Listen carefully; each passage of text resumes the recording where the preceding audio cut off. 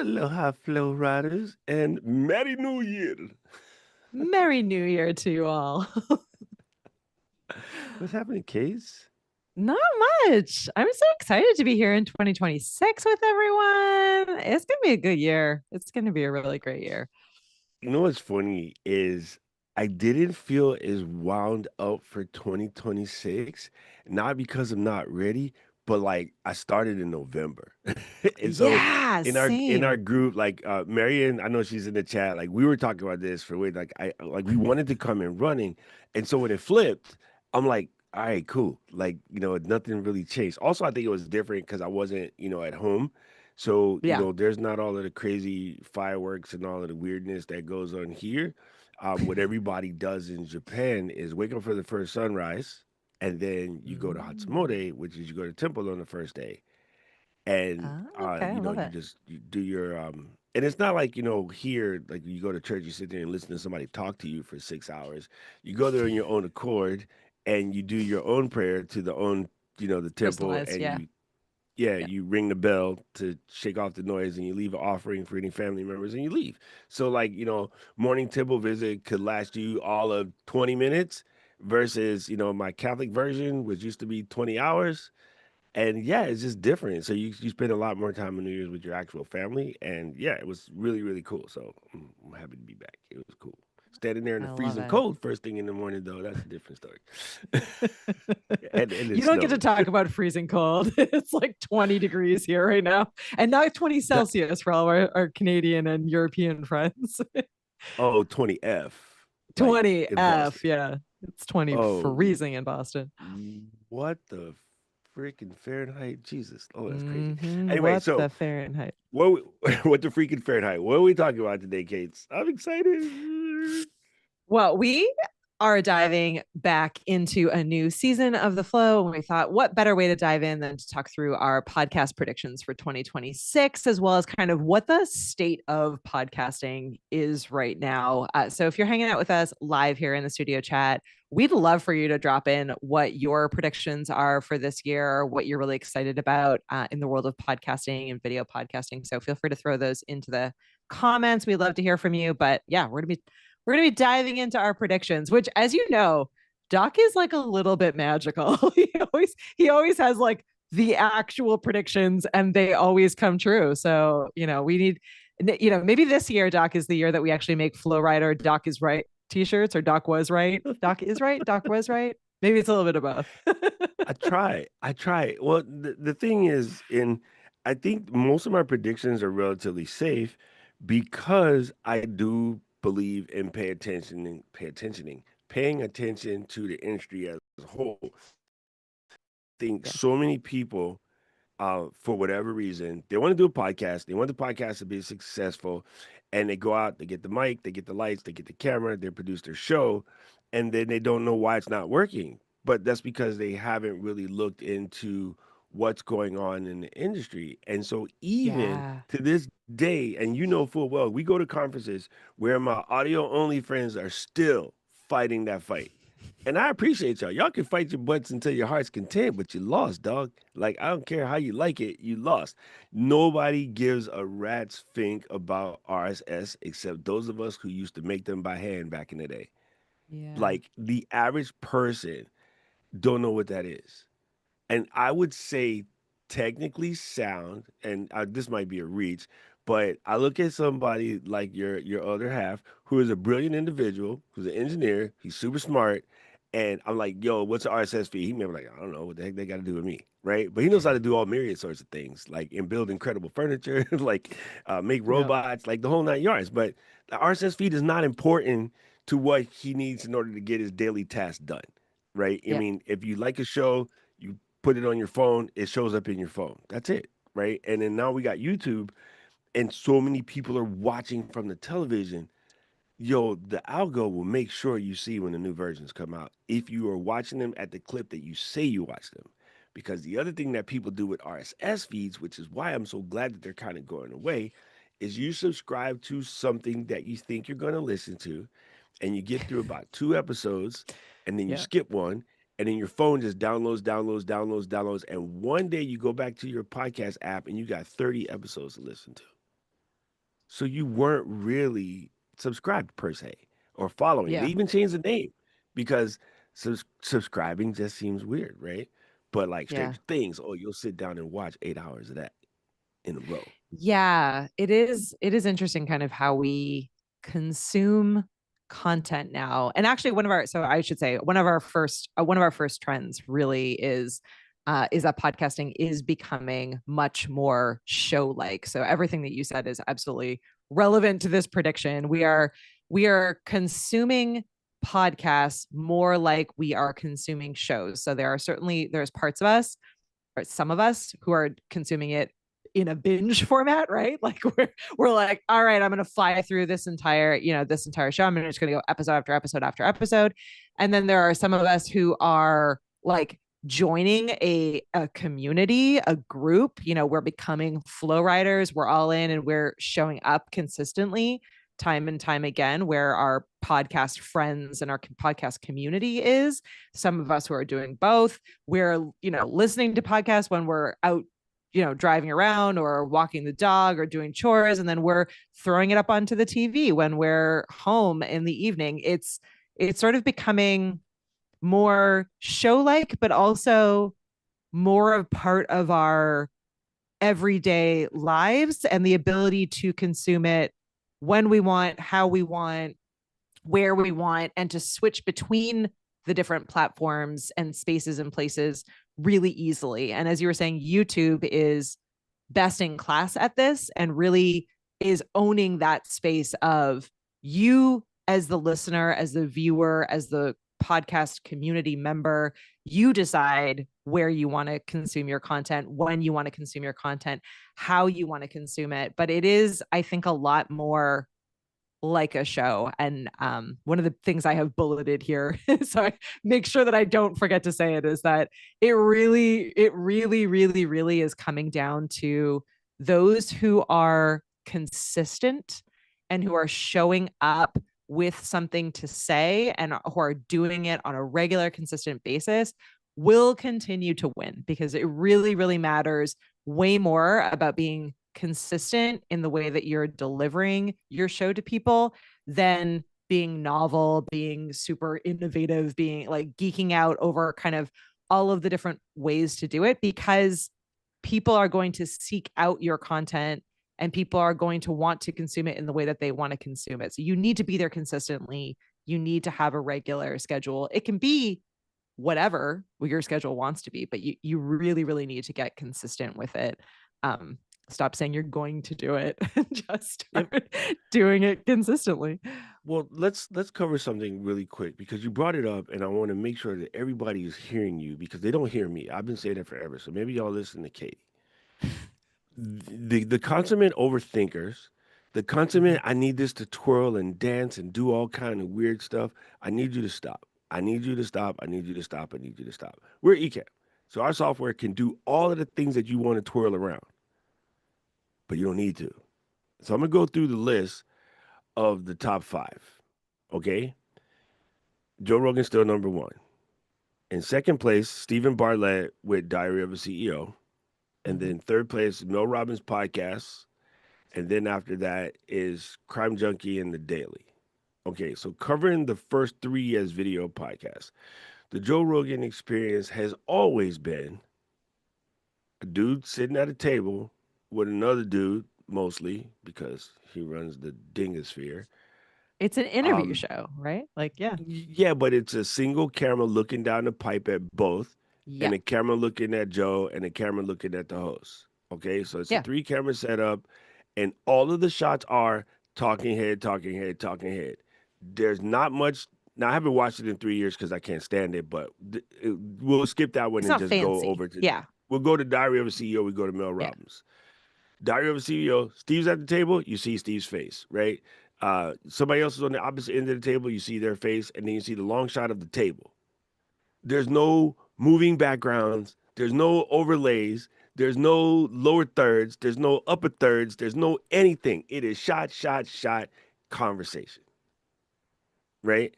That is it. But everybody who is trying to be a beginning podcaster goes out and they're like, well, I need a special scene for this. And I need a special scene. No, you don't. Stop it. You're making your job hard, and it's the reason why you can't get your show out. Nobody needs to see all of that twirly stuff because they're not watching it like that, right? That twirly stuff is for ESPN, but we're not doing ESPN. We're doing a podcast. And all we're doing in the video format is adding faces and bodies to the conversation. So if you look at the number one podcast, number two podcast, number three podcast, it is really two people sitting at a table and a shot of each of them and then the table. Now you don't have three cameras, cool. Both of y'all sit at a single table and then use the cropping feature in Ecamm to go face wide. So you and Jill on the couch yesterday, that's the show. That is the show Mhm. that everybody is making. And if the show that gets 35 million downloads a week, why do you need to twirl anything? Yeah. Ask yourself Do you that know what question. else? Do you know what else is actually really interesting in what you just said there? So you mentioned my other half a few minutes ago, Dane, who is hilariously, if you asked him if he listens or consumes any podcasts, he would say no. He's not a podcast person. But he does. He doesn't do podcasts, right? Like he doesn't do podcasts the way that I do. I'm constantly like seeking out the podcasts that I love, listening to them, watching them, like spending time with my podcast people, right? But Dane could tell you almost every single episode of Diary of a CEO because that's a show he watches, right? Like, but Diary of a CEO. So he would not consider that in his mind to be a podcast, but it is a podcast. And honestly, it doesn't even matter because No, it don't. it still has the audience, right? It has the ratings.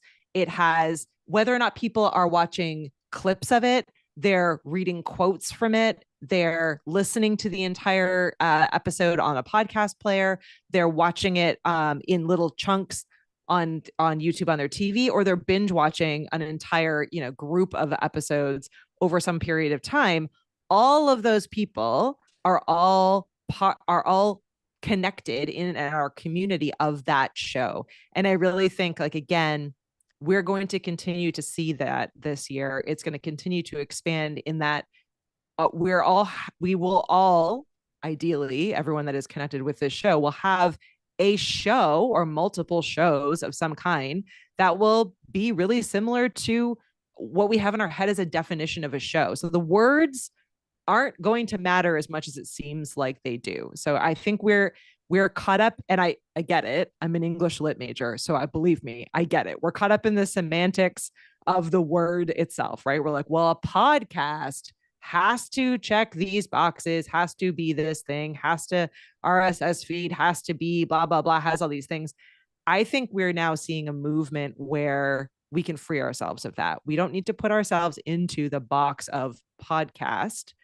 We are creating a show, we are creating a community, we are creating an experience that educates, entertains, uplifts, brings together people. And I think that list that you just gave is a great representation of that, because what matters in all of those shows is the connection, the community, the conversations, all of those things that don't are agnostic of format. So I think, again, like, it what's going to really win in this space going forward isn't just one-off conversations.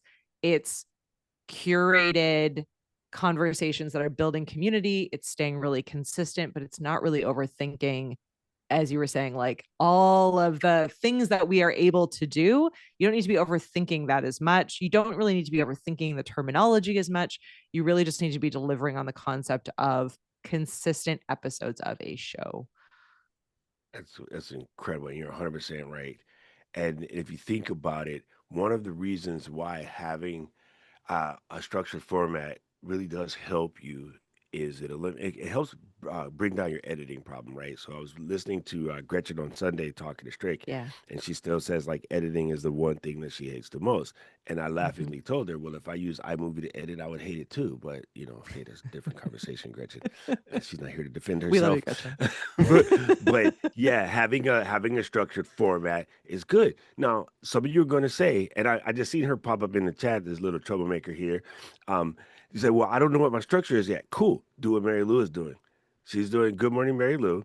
And she said yesterday in her first inaugural episode, I don't know what the structure is yet. You guys are going to help me figure it out. So today, we're just going to have a conversation.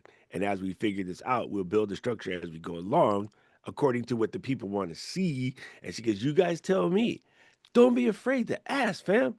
Because here's the thing, I get this all the time and I fight. And Paul and Mary Lou would tell you on Saturdays, I get tweaked out when people ask me, well, I want to know your exact workflow.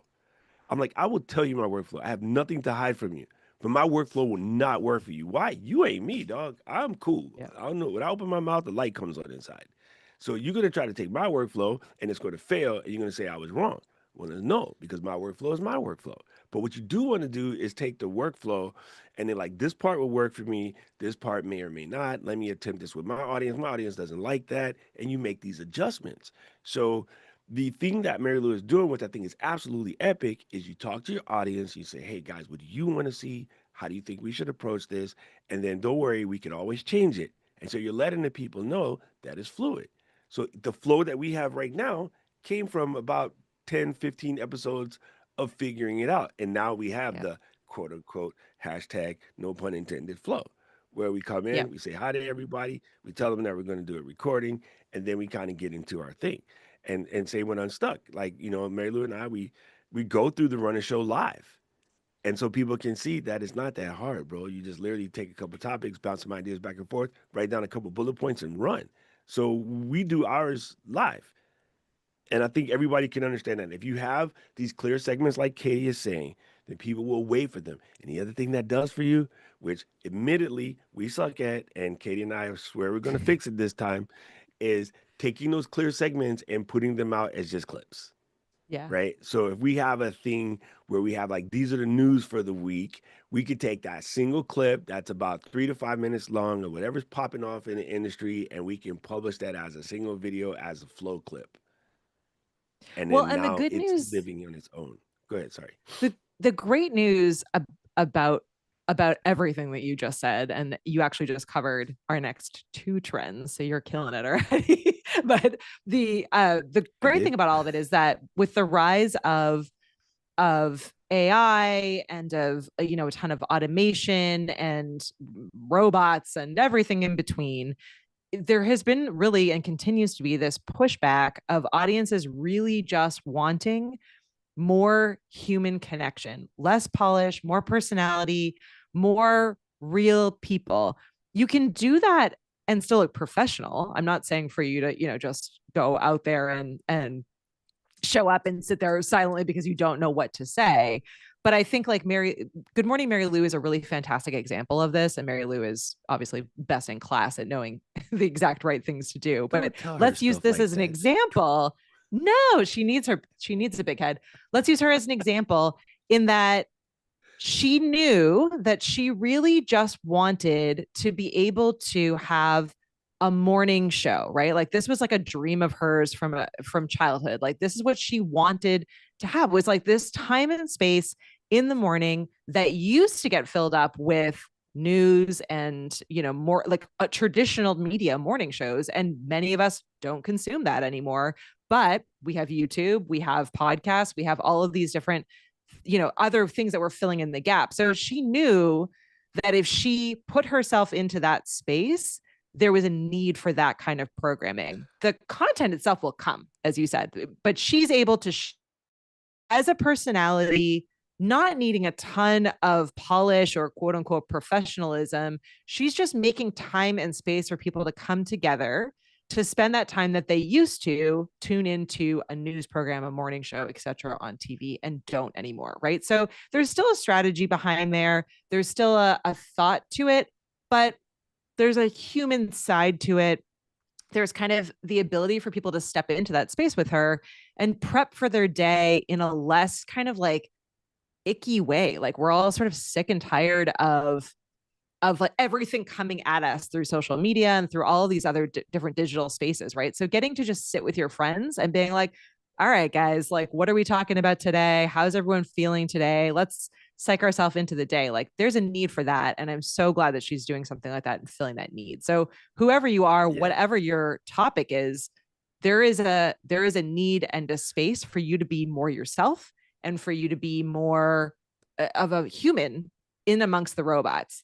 And the cool thing is, and this is the other trend that Doc highlighted, the robots are there to do all of the grunt work for us. So, like Mm. pulling out great clips from an episode, like Doc and I and Luis and whoever else can hit M on our computer and Ecamm will add those as markers. We can take our entire video, toss it into Opus, and it like Opus has gotten so good at finding the best possible moments of an episode and with very little work, like being able to make them look great and get them out across all these different podcasts, all these different social media platforms, into newsletters, out to different people to just be little like mini podcast episodes, right? Like even if that person never goes back and watches your full episode or listens to you, they're still part of your community. They're still consuming your content. They're still connecting with you, your personality, your brand. So I think it's cool that I personally, as someone who is A, terrible at editing and B, a drastic overthinker,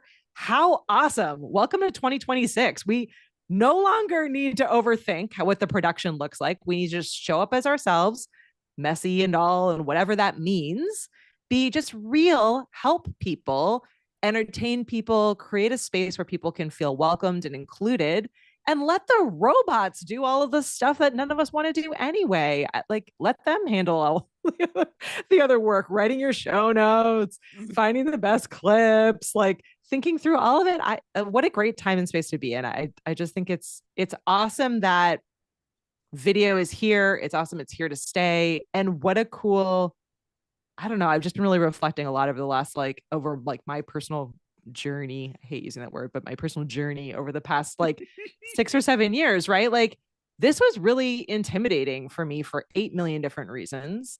And like how cool that we're now back full circle where now it's even more freeing than it was before. Like now you don't need to be flawless at this. In fact, the more human you are and the more real you are, the better. I The like it. better. Just people want be a breath of fresh air. I think Mary Lou's doing a great job with that. So congrats. And let's all spend our mornings with her because I think it's a great way to unplug and reset every day. But find moments like that because I think those are the shows that are going to win going forward. And again, like that probably wouldn't be something that someone would think about traditionally as a podcast, but can be consumed in all of the different places that Just podcasts like a live. podcast. So Yeah. All right. So, guys, I want to save you. I want to save you some money right now. So, everybody, get your little thing. That first of all, use a visual reference. Right, your audience will come up with a reference. On Brandon's show, we have a saying called "clip that," and normally what happens with the clip that is they're going to put it at the end.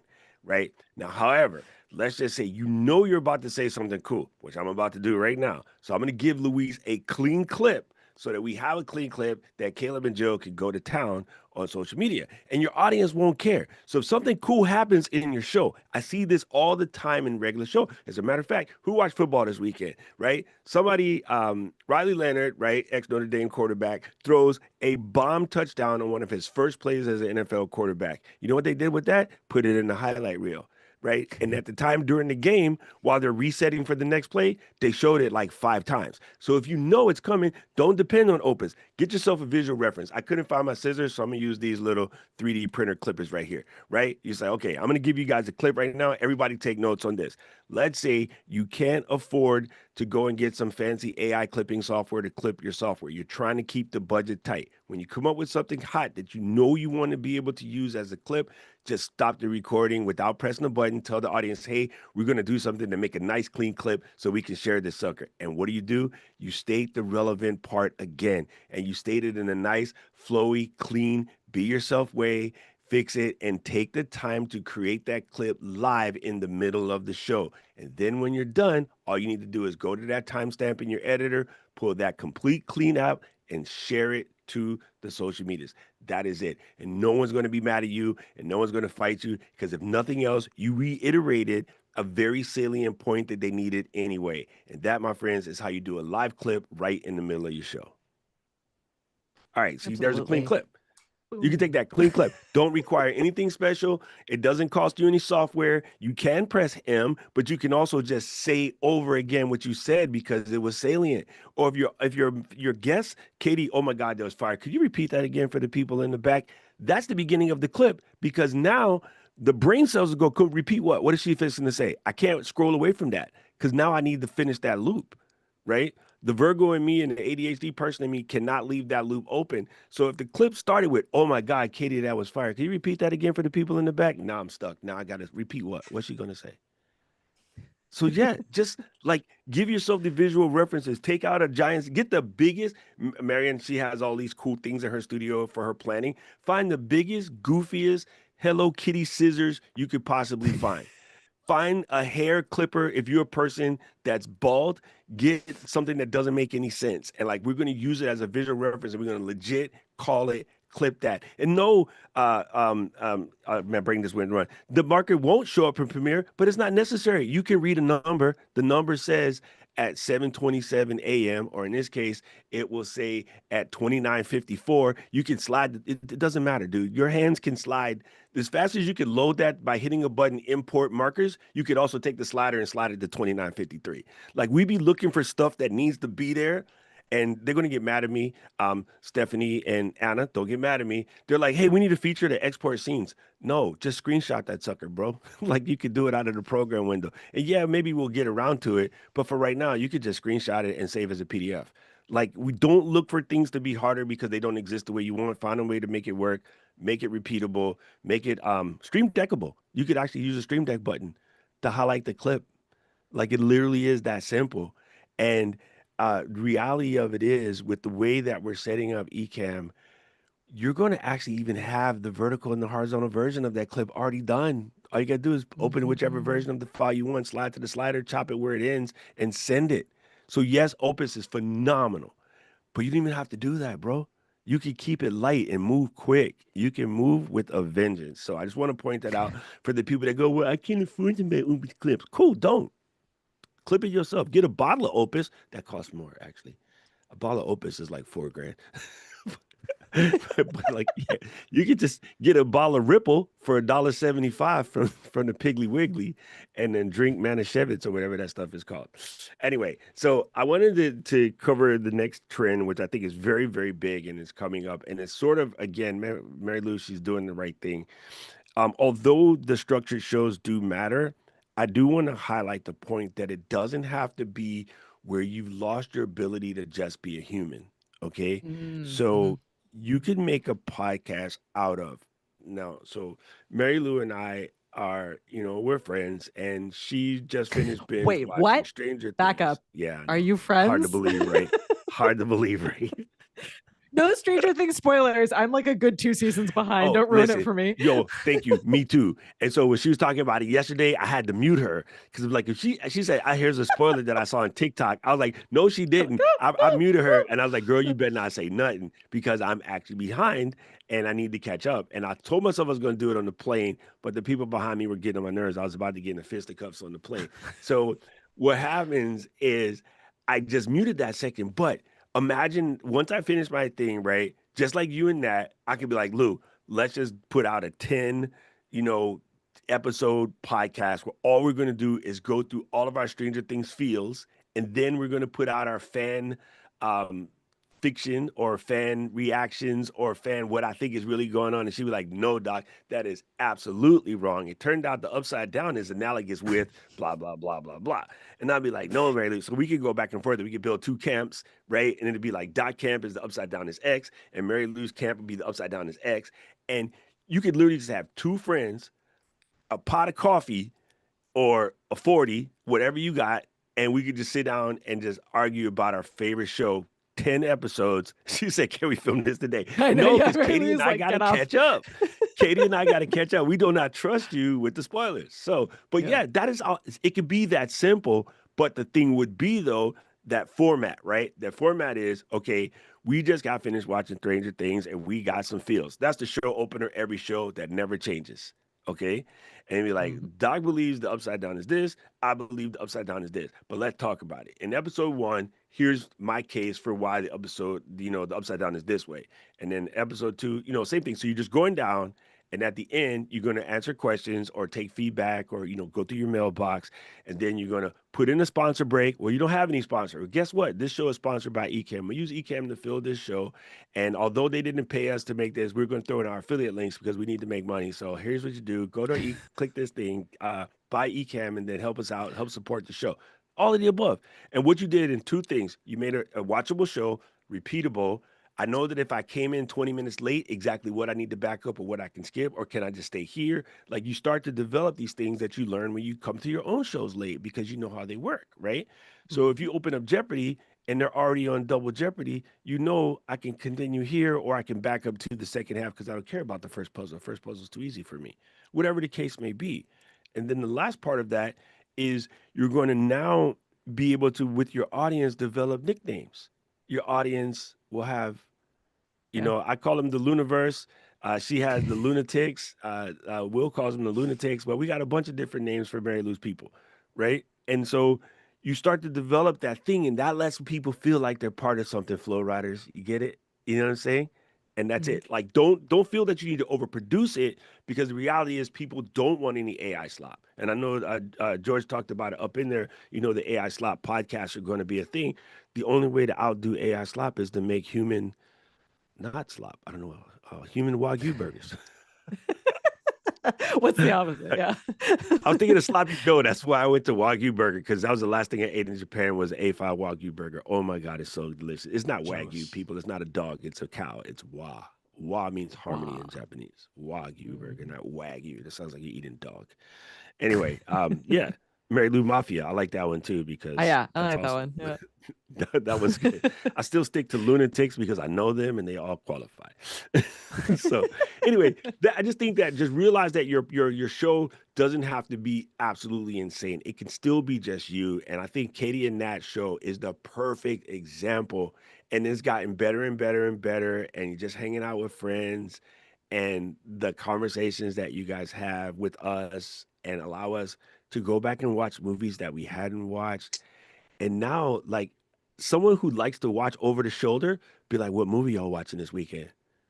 Yeah. Why you all up in our business?" And then she's like, "Oh, I just want to know if I want to watch it too." So now sometimes like I wait for Karen to be free to watch whatever the movie is because Katie and I picked something that she want to see. Right. Yeah. And so even the person who doesn't podcast, I have the same one, all of a sudden be listening to the podcast. And it just happens to be Katie and Nat. And her and Bob will be in the background. Hi, Katie. Hi, Nat. I was like, they can't hear you. They can't hear you. Yeah. But it is people I really think do build that relationship. they do build a really a relationship, and it is funny to me. I think I've said this a bunch of times, but there are people who are in my network, both real life friends who I see, often, and people who I've only are internet friends. I've never met in real life. I've connected or found them one way or the other.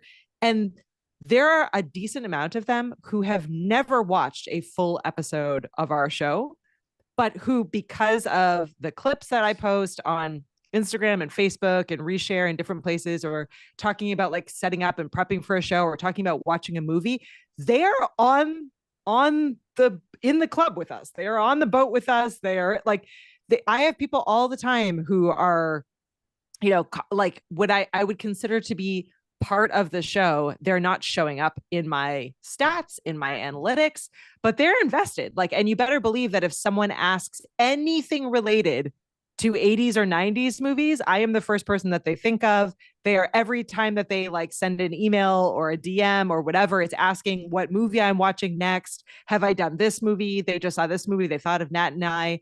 So it is amazing to me, again, like the vanity metrics that are out there, which we've been saying for years we should not care about as much, they're not representative of what are now shows, because people are not consuming things the way that they used to. It is not, there is no longer a world where every family has three TV channels and they sit down and watch their one show every Thursday at 8 o'clock p.m. Right? Like that is rare. People are consuming content in all different kinds of ways, in all different kinds of places. And that does not mean that they are not part of your audience, part of your community, a part of your world. So like they're again, there are, I would say at least half of my audience does not watch or listen to the show consistently, but are ride or die for me. so A hundred so percent. it is amazing and something to keep in the back of your mind when you're looking at those numbers. Don't be disheartened, be consistent and continue to refine and make it better. It's not the show that I thought I was making when I first started. When we first started that show, I was like, we're we're going to have a segment where we're going to share video store stories, and we're going to have a segment where we do this and a segment where we do that. And then we started doing the show and none of those segments made sense, and that's not what people wanted. They wanted to just chat about the movies that they loved. So like all of those best intentions are relevant if you don't listen to what your community wants. And in the end, my community just wants to watch movies together, and that's great. I'm here for it. Yeah. It means that my show is less structured and probably less structured than what I would want, but it's human and it's real and it's consistent and it's something that people enjoy. And so it's you doesn't matter how you start, where you start, why you start, all of, when we say just start, even if you have the best, fullest plan, things are going to shift anyway. So you might as well have not as much of a plan and see where the show takes you rather than spending so much time waiting till it's exactly how you see it in your mind or exactly how the plan says, because it's going to change, or it should It change always as you hear changes. from your audience. It should always change. Yeah, yeah. So okay, I want to make sure we cover this. So we had a list of trends we wanted to cover, and we covered a bunch, but then we kind of skipped one. So I'm going to reiterate for the midpoint here, real quick. Yeah. Podcast is becoming more show like. So yes, you're structured, and make sure we find Yep. that. Katie covered that. That is awesome. The audience wants more personality and less polish. We just covered that one, so that one is in there. And your AI tool becomes your support tool, not the star. So Mhm. that was supposed to be the fifth one, and we covered that. Now, one we kind of skipped over, but I think we talked about it. I just want to We make sure talk that we about it nail it this one because a it's lot. it's hyper important. And this technically was going to be number three, that video podcasting is no longer optional. And I think this is very important and it really has to stick in there. This is YouTube's primary thing right now. YouTube is pushing the living heck out of it. And I want to let you know how important this is. Netflix is going all in on podcasting in 2026. They have been trying to hire some of those top shows. They have put in an offer to Diary of a CEO. They've put in an offer to Mel Robbins. They put in an offer to Crime Junkies. They're put in an offer recently to Charlemagne the God in the Breakfast Club. Like they're Mhm. trying to get a anchor show the way that JRE is the anchor show for Spotify, right? Diary of a CEO is probably the anchor show for YouTube and so forth. So also you realize as Stephen Colbert and Conan O'Brien and a couple of these guys have come off the airways, they've started their own shows. And I tell people all the time, the one of the best models for a podcast is Conan O'Brien. Here's a guy who has all the money in the world, could have built whatever he want. You know what he bought for his podcast? A dining room table and a couple of SM7Bs. That's it. Yeah. He didn't go crazy. He literally Yeah. sitting at a long dining room table that's actually too long for the camera, and that's part of the joke. And he has basically two cameras, one looking at each and then one looking down the pipe. I've said this already. And our buddy Matt shared a photo inside the Ecamm community of the various types of looks for a multi-person podcast. I highly Mhm. suggest you jump into the Ecamm community and find that graphic. Um, I was thinking, Jill and I, when I'm next time I'm in Boston, Jill and I are gonna have to go to Matt's studio and kick him out and then shoot all of those different looks I know. and Yeah. like show people what they are without a graphic because people need to see a video. You know how we are. Yeah. And I was like, yo, we should actually just set those up in Matt's studio because he got space. It has more space than the Ecamm headquarters. So, Matt, we're invading your space, like it or not. Deal with it. We're coming. Anyway, Yeah. so I wanted to point that out though. I do think it's important that we do understand that the shows are becoming longer and My buddy Benji, who you guys will get to meet a lot because we're gonna be doing some stuff with him this go around. He's been telling everyone that the longer shows are the absolute hook. Whereas before, everyone was talking about, oh, your YouTube videos should be 5 to 10 minutes, blah blah blah. Now the shows that people watch when they sit on TV is they're looking for 20 minutes plus, and the magic number is between 22 and 30 because that's how we grew up watching TV, Yep. right? Between 22 and 30 or 48 and 60, because that's how we grew up watching TV. And if you make your Yep. shows the way that we all grew up watching TV, you sit down, you're ready for that, you know how long that's an experience. When you pop the TV on, you're expected to not move for 30 minutes.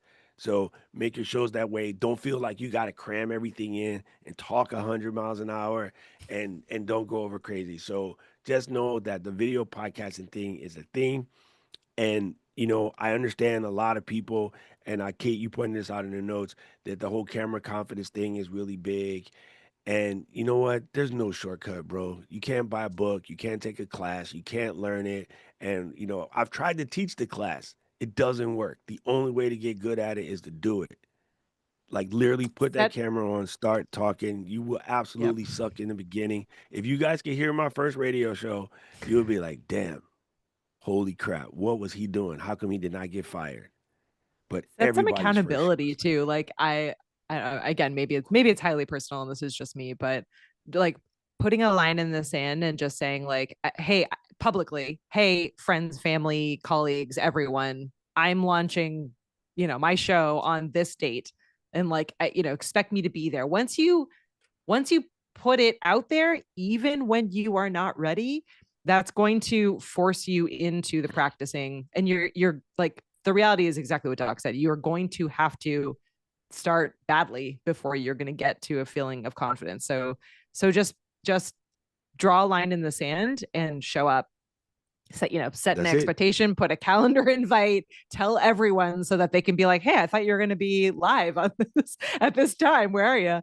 And again, like the cool thing again here in this like YouTube video first, video show, video podcast world is that live streaming is coming back around again. So like we over the last few years have seen sort of a dip in live streaming, and people have been really more focused on these like really polished YouTube videos, building out these like giant studios, like really kind of having this very curated experience that looks and feels like like what you would see on TV. And now there's a swing back for authenticity, for everything that live streaming has made so popular, and you're seeing more people. Benji's a great example of it. The late night folks are a great example of it. Like they just want to show up as they are, live, long form, to connect with people, to build a community, to be part of an experience. And that can sit as your main show, that can sit alongside a show, but we're really starting to see a lot more live streaming, a lot less polish, in that it's not that where people are making their shows crappier. Like I don't mean like they're not caring about camera quality or about audio quality or like, but they're not caring as much about whether they're in some beautiful, fancy, super polished studio space. They're sitting around a dining room table. They're, in Yeah. their kitchen. They're their in their car. They're like it's sort of the TikTok, Instagram live streaming like space coming into YouTube with we are people, we are sharing stories, we are connecting, we are building a community. So I think it's I again a liken really it freeing to time, a really really freeing Yeah, I time for all liken of it us. to Mom Spaghetti does not look anything like Il Restaurante that's in your neighborhood, but Mom Yeah, Spaghetti is banging, right? yeah, I don't care. I mean, Eminem made a song about it. Mom Spaghetti's off the chain. It doesn't look anything like what you're going to find at some highfalutin Italian restaurant that got served with a nice Chianti and fava beans, but it still tastes amazing. And I think that your show needs to be Mom Spaghetti. yeah, Just make it from the heart. It feels good. There's yeah. love Make in it there. There's that comfy, Sunday sauce, right? cozy. Uh, Yeah. that Sunday. By the way, good movie. Known as if you haven't checked it, you got to Oh, make that such a good Sunday movie. sauce. Just put it out there, and I think you're good to go. Now, the Creative Depot had a question. Y'all make streaming look seamless, and I love the content. Well, Creative Depot, I do want to put a real big reminder. The reason why we make this look seamless. This is episode 124. If you go back to episode one, you'd be like, damn, Doc and Katie, y'all are ridiculous.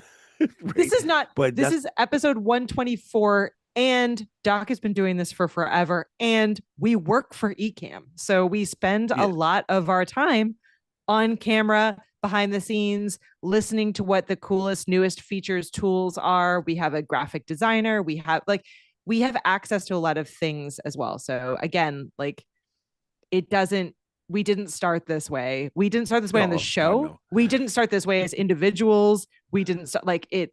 There is so much behind all of that. But even then, it's still, there's still lots of things that we could change and It's update and accessible. It is accessible. Yeah. You just and got make you kind of different. sort of So got to do it. Now, I wanted to say one other thing that I thought was sort of super important as we sort of deal with this and kind of coming up to it. I hear this question all the time too when it comes to the sort of camera conference. Like, well, I don't know if I can speak for 30 minutes about this particular subject. You're probably podcasting about the wrong thing. yeah. Like maybe you feel like you need to podcast about that because it's trendy or it's hot. But if you can't talk for 3 hours about your subject matter without taking a breath, you probably shouldn't podcast about it because you will definitely run out of that thing. The conversations that we have here on the flow, we have at dinner when we're all together, right? We have these conversations when we're at a podcasting conference or with other people. So if you saw us talking to Paul Gowder, who's coming next week, by the way, or to Two Dave weeks. Hamilton, Yeah. who's coming the week Coming after next. that. Oh, I flipped them, right? Flipped him. Flipped him. Dave next week. Or Jeff or Mary Yeah. Lou or Marion. If you saw us in public, this is what we're talking about. So this is very much that. And if you can keep your hands around it and don't be afraid to like change your subject, right? If you feel like I'm not going to be able to carry this subject on, be like, hey, I'm going to pivot this show. We're going to do something a little different. And I believe that Stephen Bartlett is a good example of that. When he started the Diary of a CEO, he had one thing in mind, similar to what Katie said a second ago, and what the show is now is completely different. And he talks about that on Behind the Diary. And the show evolved into what it is today. And he's asking the questions, that everybody wants to know. So it's not just another, here is some highfalutin person. Let's have them sit there and do another hour long bio that they've done 10 other times on 10 other shows. He Yeah. wanted to get into the meat and potatoes of the situation, or the broccoli and potatoes for the vegans. Don't come at me.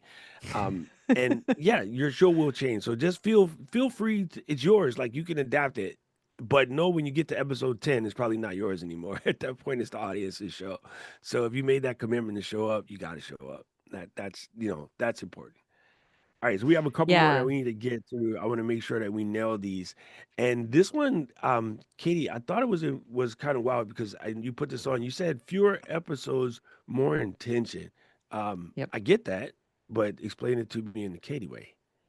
So I think many of us, myself included, actually, we formulate this giant plan and we're like, okay, like my episodes need to be an hour long and I need to do it weekly. And if I need to be consistent, like I need to show up every single Thursday and I have to be there at this exact time. And it like, and it, and it just feels like forever.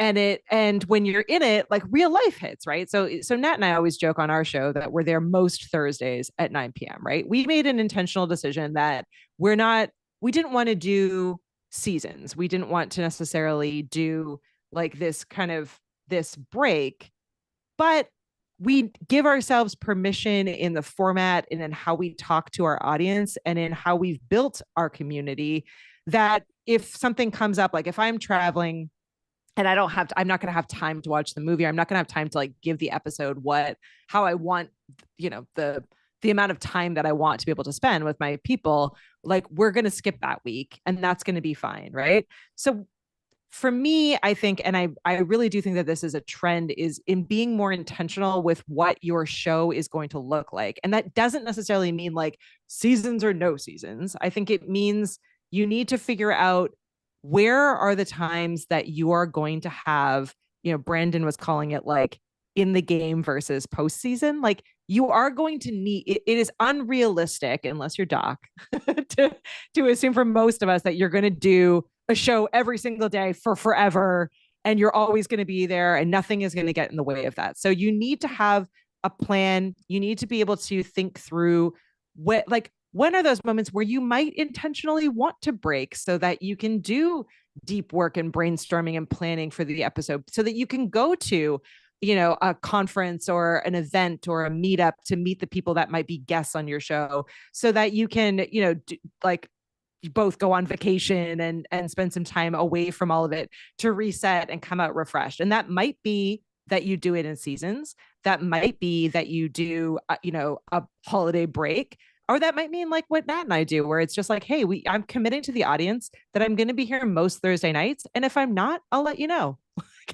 And there are lots of back catalog episodes to catch up. But I think what we're seeing as a trend and why I really wanted to include this is that in being more human with each other and with our audiences, we now have permission to just be more intentional with when we're creating and when we're spending that time to take a break and to make sure that we're keeping healthy and not overdoing it. We're not just like, you shouldn't just show up because you've committed to show up. You should show up because you're passionate about it and because you want to show up and because you have value and you want to connect with your audience. And if you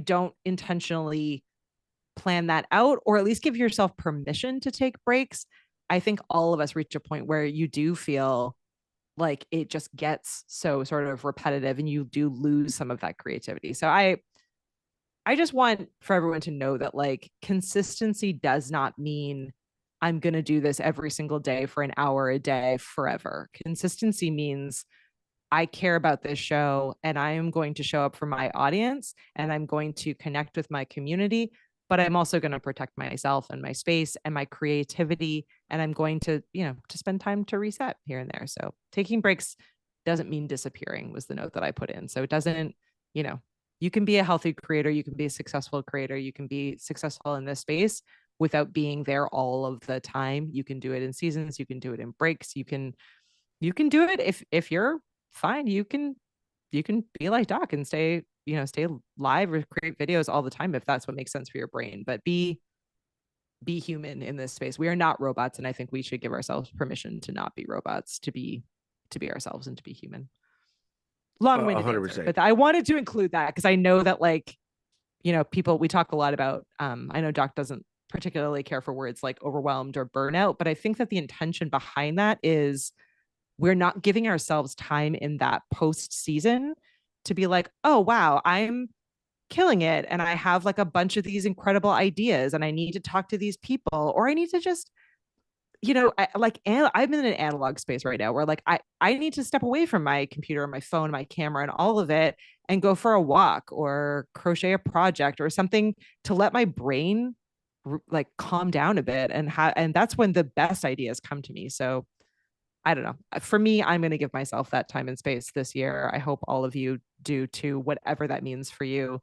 And the cool thing is I really do think that it's at least one of my predictions for this year is I think more people are going to be doing that and more audiences are going to be much more forgiving of it because, again, they're caring more about the people than the grind and the slop and the everything that comes out of the other side of pushing yourself too hard.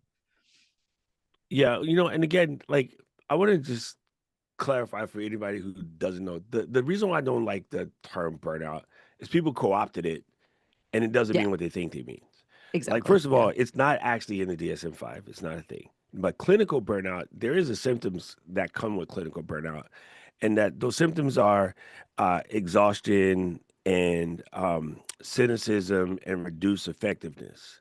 Yeah. Now, not creating a video because you're scared is not burnout, right? Not creating a video because you procrastinated so long that you're embarrassed by, you not showing up and you telling your audience you're going to be there, that's not burnout. And, not creating a video because, you took on all these sponsored things and now you're no longer feeling it, that's still not burnout. And unfortunately, people have co-opted that terminology and they use it in a manner that's not fair to people who actually have True. the clinical definition of burnout. And that's the same thing with overwhelm. Looking at a bunch of buttons on the screen and calling that overwhelm is not the same thing as a hurricane or a Yeah. tsunami It's or actually being like overwhelmed. Yeah. I'm sorry, Yeah. I've been to war, so like a bunch of buttons on the screen scares you. I'm sorry, bro. That just it doesn't. I just feel like you're giving up before you even tried, and my fear is that, and not fear. I don't like that terminology either. My concern is that people will latch onto that word because they heard somebody that they look up to latch onto that word, latch, and then I go to look at the person who's worried about burnout and I look at their content and they're 4 videos in. I'm like, bro, you ain't even broke a sweat. What are you talking about? Yeah. Like, come on. Like, now you're just looking for an excuse. And instead, just nut up and be like, yeah, I don't feel like doing it. That's better. But lying to yourself and telling yourself that you're sick or you burn out, you got some disease you don't have, it's just not good. It's not good at all because you know what? You just made it, you made something that you can't overcome. Right? If you just say, I don't feel like it, you can always overcome don't feel like it. So you're giving yourself an obstacle that doesn't exist because you heard somebody else use the obstacle. Hmm. And for the longest time, I use this exact example because it's so true. For the longest time, I didn't eat Brussels sprouts because what I knew of Brussels sprouts was my mom boiling that frozen brick of Clarence Bird's Eye Brussels sprouts, boiling it in water, slap it on a plate, hit it with a little bit of salt. There's your food. That's disgusting. And then for years and years and years, I avoided them. And then I had roasted Brussels sprouts with bacon and a nice balsamic drizzle. And I was like, yo, that's not what mama made. You mean I skipped out on 35 years of Brussels sprouts because we all kids told each other that it was nasty because all our parents in the 80s, 70s, and 80s did the same thing. They boiled bird's eye vegetables. So no wonder our whole generation, many Gen X kids grew up hating vegetables because our moms was making frozen bricks. Yep. And now, the vegans and the Katie and Cheryl came out and told us how you can make it taste good. I was like, oh, this is phenomenal. Baby cabbages Hmm. are off the hook. Baby cabbages. So Baby you cabbages never for the you, win. you just can't adopt something that somebody tells you to be afraid of and be afraid of it because you're missing out. And as a traveler, all the people that are afraid to travel because somebody told them that someplace is scary, it's unfortunate. So I just try to take those words away from people so they don't block themselves from doing what they're supposed to do before they even get started. That's the primary concern. So we got to wrap it up. I want to know which of these things do you feel like you're going to lean into the most for the new year? I I think for me, more more video content that is just me, more reliance on AI tools for the assist. So like I'm going to really double down on creating using all of those bots and tools and AI to make the workflow process easier so that I can crank out more content that I want to make. So it um yeah, I don't know. I think more of what I'm already doing, but I feel like now I have permission to do it better, to do more of it. I don't know. Yeah, It feels like a safer space. I like that. 2026 feels like a safer space than the last couple of years. I feel like I don't need to justify how I'm creating anymore.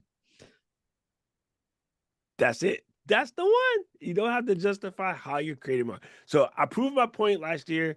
I did 419 videos in a row to prove to people that burnout is mostly noise, right? And that during that time, I recorded a bunch of live videos. I recorded a bunch of shorts. I didn't count either of those videos in that, making a long form video every single freaking day.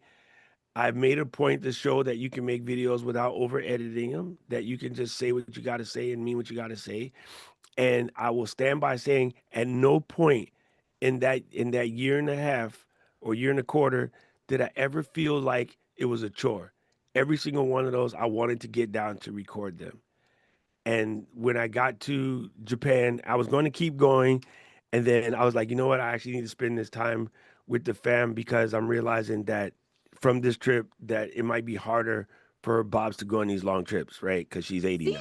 And intention it felt intentionality. it felt weird. Exactly. Yeah, intentionality. No, but it felt weird, but it was the right thing for you to do because you are not just a creator, you are a human and you have Yeah. family and you have like I think that that was the right decision, and I think that that exactly is what I mean by I am betting on and super hopeful for a big in for us all this year is just to be really intentional about it. Like none of this should take over our entire life. Like that was the right move. Spending time Yes. with your And family you know what made it and hard, Katie? unpacking is going to make you a better creator going forward. Like that Here's what is made going to it make you a hard. better person. You know this well as anybody else. I'm a Virgo. I'm sitting at Mm-hmm. 419. The day that I was supposed to do 420 is December 26th. It's the day after Christmas. Yep.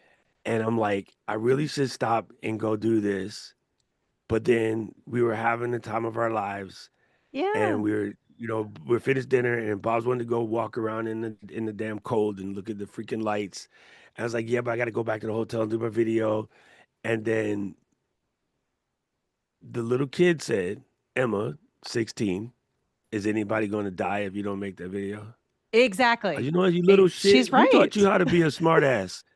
And then everybody, all of them, moms, Karen, Nana, all of them.